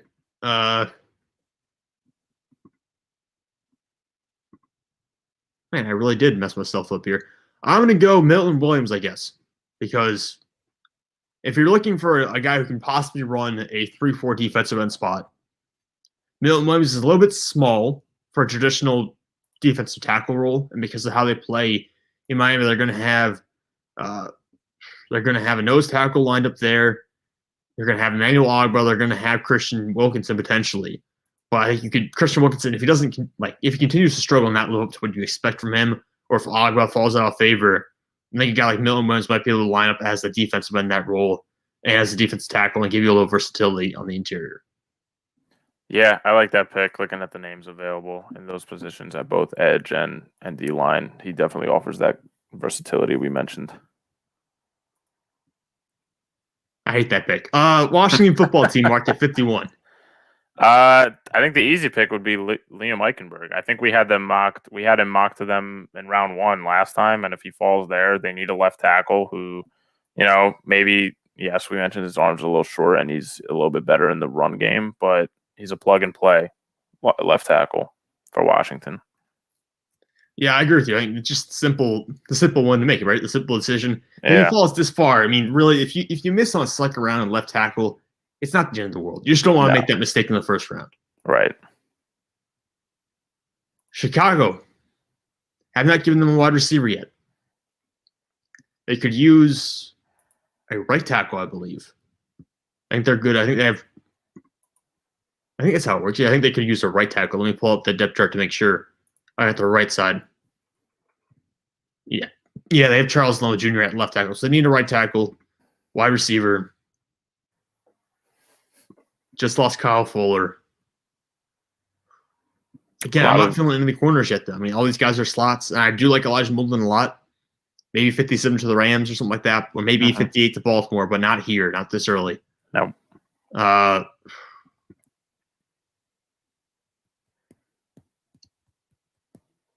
I'm going to give him De'Ami Brown. I like De'Ami Brown a lot. I had him early, or like months ago at this point, maybe a month ago, maybe a month and a half ago. I had him going almost borderline in the first round. I've come back down a little bit on him at this point. He's probably going to be a mid-second round to mid to late second round pick. But I could see him going and filling in the slot role there immediately because they have, I believe, Anthony Miller is their slot right now. But he's been in the doghouse. They've been talking about trading him. So if he ends up not being on the roster come the start of the season, De'Ami Brown will be the starter immediately. Yeah, I'm high on Brown. I think maybe a little early in the second round, but I mean, he's a good player, so he'll produce for Chicago. Especially, he's better than Anthony Miller is the way to put it, in my opinion. So yeah, he'll be better immediately. But that brings up the Tennessee Titans, who I believe they're not favored to win that division. I think the Colts are actually favored to win that division now. Yes, they are. I don't know how, but it is what it is. It's Carson Wentz. Yeah, the Wentz. I know you hate to acknowledge it, but let's see. I know they need offensive line. The next best tackle, according to TDN, is Christensen. I don't believe that. I don't believe it either. Taylor Lewan will be back at left tackle. I don't know who Kendall Lamb is at right tackle. Pretty much a career back. I think he had 1 year of starting sprints a couple years ago, but I think there's one starting caliber tackle left, and it's Jalen Mayfield out of Michigan, and he can play both sides. So I'm going to take Mayfield. Kind of fills that void that was left by Isaiah Wilson this offseason. I disagree. I think there's two. I think Jackson Carman could potentially be a starting tackle as well. I think he's got the build. He projects as a guard, doesn't he? In some places, but teams have been talking to him. And he's saying teams have been asking him to play tackle. They have not been talking about playing guard for him. Obviously, now some team might draft him asking him to play guard, but they've been talking to him about playing tackle. So I could see it. Pretty Christensen as well. It's hard to tell because once you get into this range, like I could see James Hudson, I know is developmental. Walker Little, I could see going almost in the first round, actually, because Walker Little was a projected first round left tackle last year. No, 2 years ago, going to 2019 before getting hurt. Then he got hurt in 2019 early on, and then he sat out 2020, which is why he's down so far on the board. But I could see Walker Little. I could see Brady Christensen, Carmen Jackson, Stone Forsythe. I could see any of those guys being starters next year. So it's going to be a very interesting tackle class with the way things are working out. And back to – it's the same thing with this cornerback group. Nothing ever changes here. It's the same –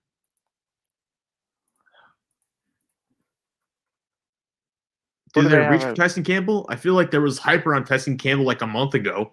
And I think it's all died down now.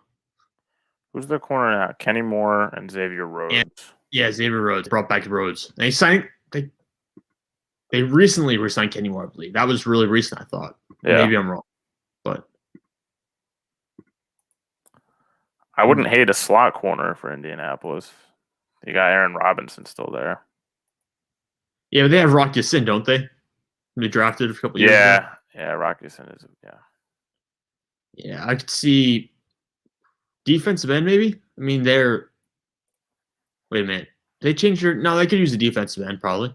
So they got Tyquan Lewis right now. They don't really have. Yeah, I think defensive end makes a little bit of sense there. Put someone alongside DeForest Buckner. So they got rid of Justin Houston's a free agent still, I believe. So yeah. And Carlos Basham Jr., a guy who I like a lot. I like him and Peyton Turner a lot, honestly. So let's throw Ryan Perkins, but I could see him going to the ground as well. Basham to me is just a consistent guy you plug in a 4-3 defensive end, and he's going to get you 6 to 8 sacks a year. He'll never probably be anything more than that, but he'll consistently be 6 to 8 sacks a year. And I think that's good enough for a second round pick because you'll have that guy on your roster for 10 years. So I think that's a nice pick, and he will just be, like I said, just be a consistent player that you can always count on. Yeah, I agree. Just maybe not a great player, but solid, kind of like a Brandon Graham-esque, although he just made his first Pro Bowl. So yeah, Brandon Graham's getting better with age, Mark. Don't lie. Yeah, yes, he has. Oh, boy. Right. You've got Pittsburgh. Here we go. Be nice. I can't. Did they double dip on offensive linemen. We gave him Landon Dickerson as a center prospect. I would don't know. personally pull for them doing that. Yeah, I mean they could go. No, all the running backs that are worth it are taken. My next best is Michael Carter, who is I think is great, but not worth a second round pick here. And the corners again, I don't think they need that. I am going to take an offensive tackle. It's not going to be Brady Christensen. It'll be your boy from Clemson. I'll take Jackson Carman to Pittsburgh at 55. Hey, I appreciate that. I do think that getting an interior player and getting a tackle is probably the way to go. I don't know what order you want to do that in or not. I think if Tevin Jenkins is available in the first round, maybe go Tevin Jenkins, then try to get the interior guy, maybe try to get Creed Humphrey in the second round. But yeah, I just think you there's no point in drafting a running back if you don't have an offensive line to block for them. Exactly. So that's just my thought process. But we're now up to the Seattle Seahawks. And you know what I said a couple of picks ago? It's time. Yeah.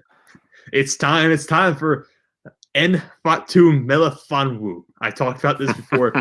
I mispronounced the name. I always said Ifitu. That's not right. It's Nfatu. So I finally got it right. But it's a good zone corner. Has the length and size to eventually play press man if you want him to. But I think he'll fit in that mold. And they draft a lot of tall corners. When you think about Trey Flowers, who was a safety, I believe, at Oklahoma State. I think that's where he went to school. They changed him, make him a corner in the NFL. You had Richard Sherman, obviously, who has larger than most corners and obviously very good in zone.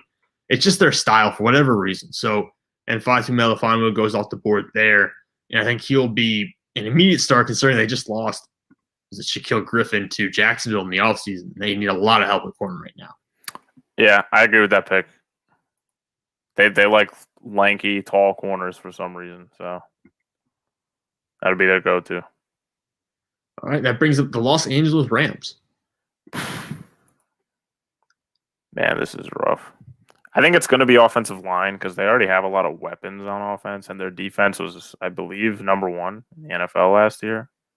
In some category, they were number one. Yeah, there's like 5 number one defenses in the NFL last year, depending on which stat you go by. Yeah. So it's a matter of whether it's inside or outside, and I'm looking at the depth chart right now. Yeah, Whitworth at left tackle, that's solid. David Edwards at guard, I don't really know a lot about him. I'm sure he's serviceable. He's young, so he was drafted in 2019, so they're probably not going to go. Yeah, a lot of the guys that have on the interior line are kind of mid-round selections in the past couple of years. Yeah. I don't know. The offensive line is good but not astounding. So I think a lot of these are like maybe depth pieces. I don't know if there's a starter guy you can pick here and he'll start immediately. No. I think Brady Christensen is a developmental tackle who can kind of replace one of these guys. Their oldest tackle is, besides their oldest offensive lineman besides Whitworth is Rob Havenstein. So, and I think Christensen is a guy who can sit behind him and kind of develop. So I think that's a safe play there. Brady Christensen is the pick? Mm-hmm. I think I had them go Elijah Molden. I just published the mock draft today for me. I had them go Elijah Molden here, but yeah, actually, they could go wide out. You mean Baltimore? Yeah, Baltimore could go wide out. Yeah. See, I don't know because wide receivers just are not. The wide receivers in Baltimore have not been good. If you look at the stats, they just have not been good. Even the advanced stats say they just have not been good at all. Now the concern here is how important are wide receivers to Baltimore's offense? They really aren't that important. No, they rely heavy on that run game. Yeah, it's that and Lamar Jackson's legs. And realistically, Lamar, like, there's no point in drafting a tight end or a slot receiver for Lamar Jackson because he's not accurate over the middle of the field. It just doesn't. So drafting a slot guy makes no sense. It has to be someone who's going to be out wide, someone who's maybe going to get you a little something downfield. It's very difficult to figure out who to draft for Baltimore because the offense is so one of its kind. I mean, there's not another offense like that in the NFL right now. So it's hard. I mean, you like Nico Collins, right? I do like Nico Collins as that kind of jump ball prospect. He reminds me of T. Higgins a bit. Yeah, you mentioned it to me earlier. Man, if you like T. Higgins, I like T. Higgins quite a bit coming out of school, but to me, it's Nico Collins or Tylen Wallace if we're talking wide receivers here. I could see them potentially go. Actually, you know what? Javon Holland's on the board, Mark. Yeah, I was looking at him. I think it's my pick's probably gonna be Javon Holland here. I understand the need for wide receiver, but this is a deep class. I think you can still get the big body pass catcher later in the draft. You don't need to get one right now. And I believe that after getting rid of Earl Thomas, they had a decent player step up who hadn't really seen much time in his rookie season. It was Deshaun Elliott stepped up and had a decent year as the free safety, but really, if you can get Javon Holland who can also play in the slot, I think that's got to be the pick. Yeah, solid pickup. I like Javon Holland. I have him as an early second rounder, but obviously safety teams just really don't value safeties that much anymore in the draft, so he'll fall a bit. But I think that's a solid pick for them. And it's a shame because safety is one of the most fun positions to watch on the football field. Yeah, but yeah. It's one of the most versatile positions. But the Cleveland Browns are up now, Mark. We went edge in the first round, right? No, we went Christian Barmore. Barmore, yeah, right. I think I'm going to go edge here. It's just a matter of who to pair with Myles Garrett on the other side. I like Ronnie. So you're looking at Peyton Turner and Ronnie Perkins then? Pretty much between the two. I have Perkins a little bit higher than Peyton Turner. I think. Yeah. I think the way to put that would be Ronnie Perkins is more prepared to come in and be an immediate impact player. I think Peyton Turner might have a higher ceiling, but you're looking at a 2 or 3 year project. Yeah, and I think the Browns are in a little bit of win now mode. Yeah. So I'm going to go Ronnie Perkins. I think that's a safe play for them.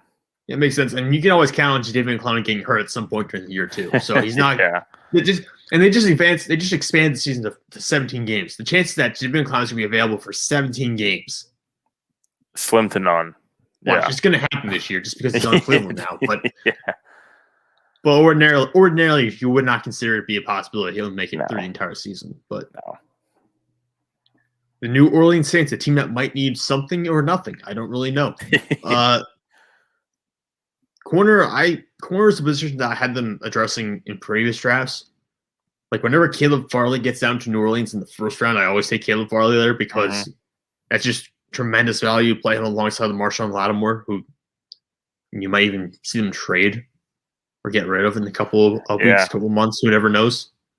So I would like to take corner here. And I think there are some teams that will value Tyson Campbell as a second round pick. I'm not really one of those guys. I think he's just too raw. I mean, I really think he's just not. He's not a guy I think look at and say that's a second round player. And they don't really need a slot because they have Johnson Gardner-Johnson, who plays a little bit of slot for them. So I think they really don't need that spot. Linebacker's an issue. Do we have any linebackers that still fit that left? Oh, he's a Mike, though. They have a Mike. They have a good Mike, I believe, in Demario Davis. So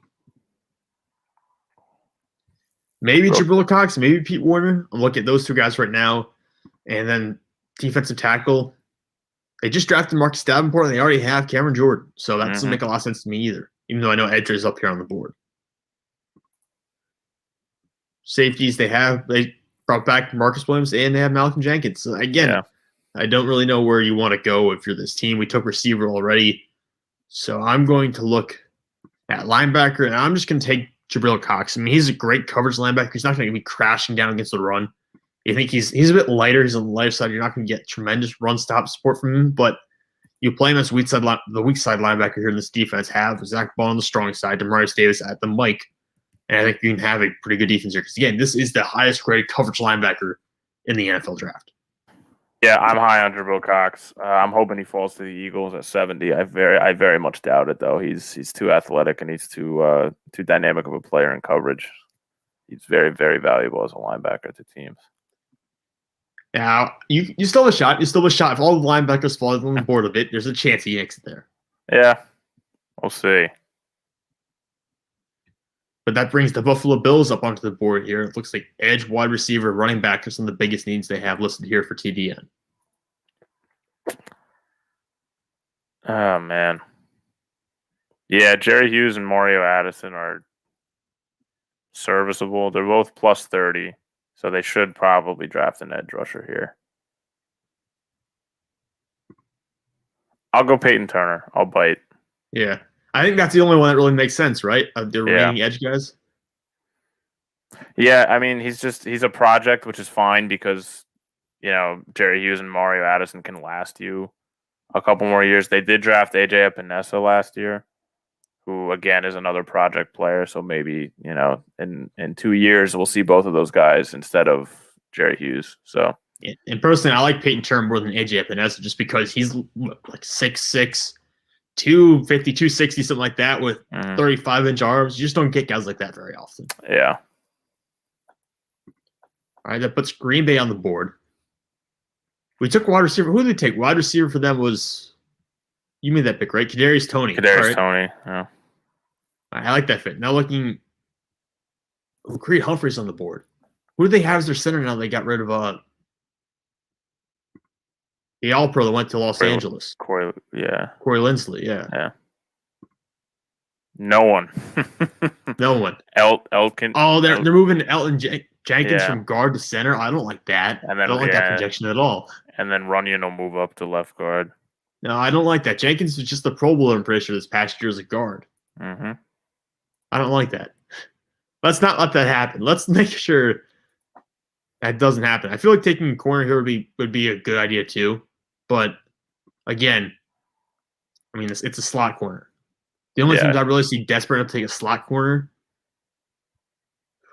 maybe Tennessee, maybe Seattle or the Rams or the Ravens. I don't think Green Bay is going to be one of the teams to do it, though. No. So if you're looking at offensive line, tackle class, maybe take tackle your Stone Forsythe's there. James Hudson's developmental guy. Walker Little's on the board, who could be a first round depending on how the medicals check out. But assuming they don't work out that well, I can't really assume anything at this point with that. Creed Humphrey. If he gets to 62, that's a starting caliber center, plug and play. I'll take him there for Green Bay. Yeah, I think that's a great pick. I didn't even think about Green Bay's need for center. Because I'm sure Jenkins could play very well at center, but why, if it ain't broke, don't fix it. And if you have the opportunity to replace him or draft a center to replace his projection, then absolutely. All right, Kansas City Chiefs.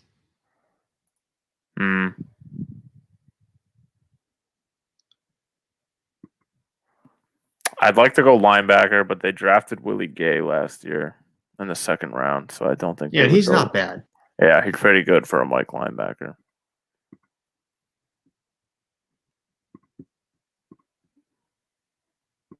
Actually, I'm sorry, he's an outside linebacker. Anthony Hitchens. I was going to say, Hitchens is their linebacker, who's fine, serviceable. He's up there in age, but yeah, I mean, he does what they ask him to. So exactly. He's serviceable. He'll do what he's told. And then on the other side, they have Dorian O'Daniel. Oh, from Clemson. Look at that, 2018. Yeah, but they run a lot of two linebacker personnel a lot of times. Yeah. Man. God, I hate drafting for Kansas City because it feels like they don't really need anything. No. We gave them a tackle in the first round. Could they double dip again like the Steelers do on offensive line? On offensive line, you know what? There's a team that's going to draft two tackles. It would be this one, but I think they'll probably have to. I mean, Lucas Niang was a relatively high pick for them last year, but he didn't play. He opted out, so we have no idea what he's going to look like. Mike Remmers, we know his deal. He's been destroyed 2 Super Bowls now at this point, so I don't know. They signed Kyle Long too. Kyle Long is not what he used to be, but no. But they also have Laurent Duvernay-Tardif is coming back from his stint in the medical field to play this coming season. So, and he was a star before he went out. So, God, this is annoying. I mean, they love their weapons. To my knowledge, their wide receivers are all pretty short between Tyreek Hill, McCauley Hardman, and Demarcus Robinson. Yeah, I like their speed guys. Yeah. So maybe they mix it up and get a jump ball guy to kind of play in the red zone there. I look at Nico Collins; he's still on the board. Yeah, I'm gonna pull the trigger there. I think that'd be interesting. It's interesting to see if that would play out.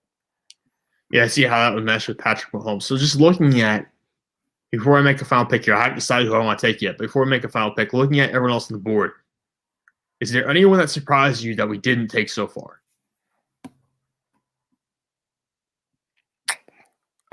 In my opinion, Yeah. I have Aaron Robinson as a high second round grade. I have any of these tight ends could go in the second round. That's pretty much it. I think everyone else is pretty on pace with where I have him. Yeah, I think I have Nick Bolton. I've really dropped Nick Bolton recently. I think I have him as the third round guy at this point, but I would be a little surprised if he got out of the second round just because I have him as third round doesn't mean I think he's going to go there. Freiermuth wouldn't shock me just because the tight end need is so low and he's well rounded but unastounding, I guess you could say. He's just about the everyman in tight end. Yeah. Elijah Molden and Richard Grant probably are the two bigger surprises for me. I think those true. two would probably go. But that leaves me with the last pick in our 2-round mock draft. Tampa Bay Buccaneers. We went Rondale Moore in the first round. Now what do we do? What do you do for a team that probably doesn't need anything? Yeah, it's like this one. I mean, I joked that the Browns have everything they could possibly want, but the Buccaneers realistically have the best roster in the NFL. They have everything they can possibly want. Yeah. Maybe corner. You can never have enough corners. That's true. But again, I mean, who's their slot guy right now? I keep forgetting. Is it which one of the three guys? Sean Murphy, Bunting, Jamel Dean, and Carlton Davis. One of those guys is playing in the slot right now. I forget which one it is all the time. Jamel Dean is their slot guy. I like Jamel Dean though. I think of the tree, I don't want to replace him. Shoot, this is difficult. Levi Onwuzurike is out there. He doesn't really fit. Is there anyone you like out there? I mean, we took a wide receiver. Maybe they draft an edge rusher because they're going to need – I mean, JPP is getting old. They have a lot of age on that defense there in the front seven. Yeah. So is Ndamukong Suh. He's basically doing one-year deals at this point. Mm-hmm. But there's really no – they're playing defensive end in that role right now. Even though, I guess, they're defensive tackles. You could say, again, maybe like Levi Onwuzurike would probably fill that role from Ndamukong Suh pretty well. But you could go guard, too, maybe. Their guards aren't super – their guards don't really stand out to me that much. I think it's early for the guards. I mean, Josh Myers is going to be a center. But I don't really want to replace Ryan Jensen with Josh Myers. To me, that's kind of just a lateral move. Yeah. And Miners will be probably a center guard / one of those two. Yeah, he projects all over the interior. Yeah, and he's that's what he is. He's a projection. We haven't seen him play against high level competition over an extended period of time. Yeah. Man, oh man. Yeah, this is a difficult one. Tight end doesn't really make sense. They've got OJ Howard coming back. Who knows what's going to happen there? I mean, I would say Michael Carter's receiving back, but they just got Gio Bernard. Yeah.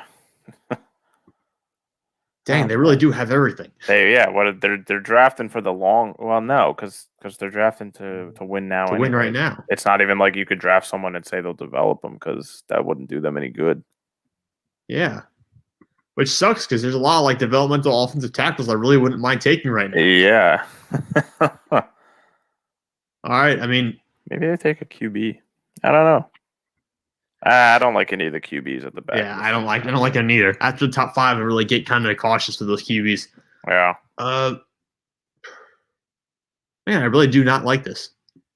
The edge is the one thing I agree with. I could see an edge going here, but I really don't like the edges here at the bottom of the second round. I mean, at that point, you're almost better waiting until the middle of the third to take an edge rusher. So I might set myself up for failure here. Yeah, I mean, and their linebackers are outstanding, so they're not really linebackers are fantastic. You have Nick Bolton there, but it doesn't really work. So Oh man. Yeah, I'm just gonna take. I'm just gonna take. I'm just gonna take Levi Wuzriki. I'm just gonna do it. I mean, BPA. He's a developmental guy, but it works. Yeah, So we'll replace Ndamukong Suh eventually, probably, right? yeah, that's the thought there. So we'll save this. We'll show it real quick. 3.0 now. Yeah. All right, so we got Trevor Lawrence at 1, no surprise. Scrolling down, 3 kill racks back to back to back. Was there a pick that what's pick really surprised you in the first round? Actually, I scroll through here. I mean, I don't know if you can see it, but the way the board fell, Panay Sewell falling to 7 to Detroit was a surprise. I'm sure they would grab all over that. I mean, most of this I have in all of my mocks. Farley jumps a little early, but he's talented enough to go that high. Kwity Paye to the Eagles is gonna. I mean, it shouldn't be a surprise, but it will surprise a lot of people. I like Kwity Paye, and I know as a former lineman that the game is won in the trenches. So, and the Eagles love investing heavy on their both sides of the ball and the line. I really like the way the first round fell. To be honest, Joe Tryon was the surprise that I had to throw that one in there. yeah. I like Elijah Moore. I like Kadarius Toney to both of those. I think Joe Tryon and Rondale Moore might have been the two biggest appearances, right? Or two most surprising appearances. Asante Samuel Jr. too. I'm not high on him. I know, he projects the same as his father, pretty much, who's just a better tackler. But I have him as an early to mid second round. But yeah, that makes sense too. I mean, I think really once you hit 29 and he picked 29 and below is almost a second round pick, to be honest. I mean, it's very similar, which is why I feel comfortable with him down that far. I like Najee Harris to the Jets. That was a good one. That was a bit of a surprise too. Yeah, I like that one too. The way the board fell worked out pretty well for the running back needy teams. But Kelvin Joseph to Detroit, I think they reached. Well, that was my pick. I think I reached for a corner there, but at that point, it's just drafting for need over talent. Yeah. To the Giants. Owe to the Giants is going to be interesting. I feel like I could have done better for Cincinnati. I mean, Jamin Davis is a really good player. I mean, he's phenomenal athletically. His 1 year standout, I really don't know where his ceiling is. So maybe I probably could have done better there, or at least found a more reliable player. But the ceiling for him is phenomenal. Same thing with Baron Brown to the Patriots. I don't really know what to do. Those are just very talented, ultra athletic linebackers that maybe got overdrafted a little bit. Yeah, I mean, everything else I really agree. Amari Rodgers, you could probably swap him and Diami Brown for who's the best slot receiver left at that point. I'm higher on Rodgers, so that's why I went with that.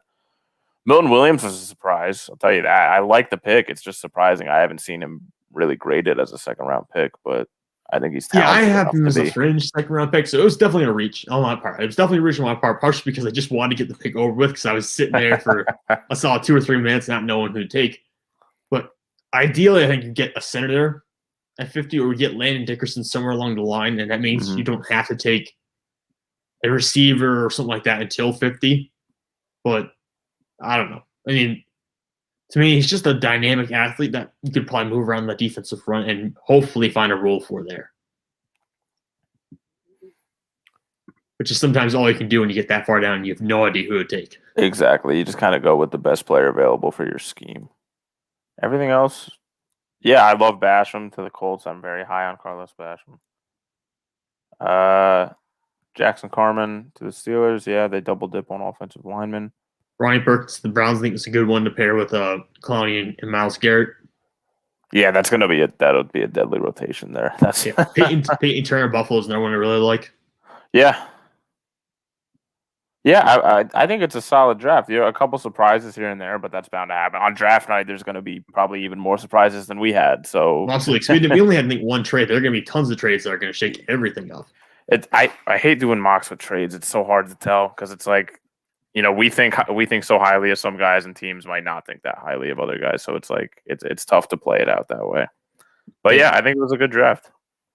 No, I think so too. We're going almost in 2 hours here, but is there anything you want to shout out here before we end the stream here? Draft Jalen Hurts early in fantasy, guys, coming up. MVP. Okay. Well, he he'll do really well in fantasy. He will do really well in fantasy because he'll be running for his life half the time. So exactly. See, there's some truth to what I say there. Yeah. You can follow me on Twitter at Sam_Teets33 to check out all my articles. I'm doing a 7-round mock draft series. I'm doing 7-round mock drafts for every single team in the NFL. I'm almost done. I'm almost through this. I hate it. I'm doing 2 of them a day. It's a lot. It's like a lot of time. My eyes are like bugging out of my head by the end of the day from looking at the computer screen for so long. But we're almost there. Almost through that. But again, go check out all my articles. They're all on my Twitter page. And Mark and I have done previous live streams here. We've done previous mock drafts, and I'm sure we're going to fit in maybe 1 or 2 more here before we actually hit the draft. So stay tuned for more draft coverage. But for now, Mark, is there any final words to say before we sign off here? No, just like you said, stay tuned. We're trying to do at least 1 or 2 more before draft night, and then and then that'll be the end of mock season. Yeah, then it's basically 3 or 4 months of boredom. But all right, doing baseball then. We'll be doing baseball stuff. I don't know. Or basketball. Who knows? We don't have to do baseball stuff. Don't worry. But yeah, thank you guys for tuning in tonight. We will see you all in the near future. Thanks again. And you can check out our mock. I'll leave the link below in the description so you can check it out there and see it for yourself. But thank you for tuning in. We'll see you all later. Thanks, everyone.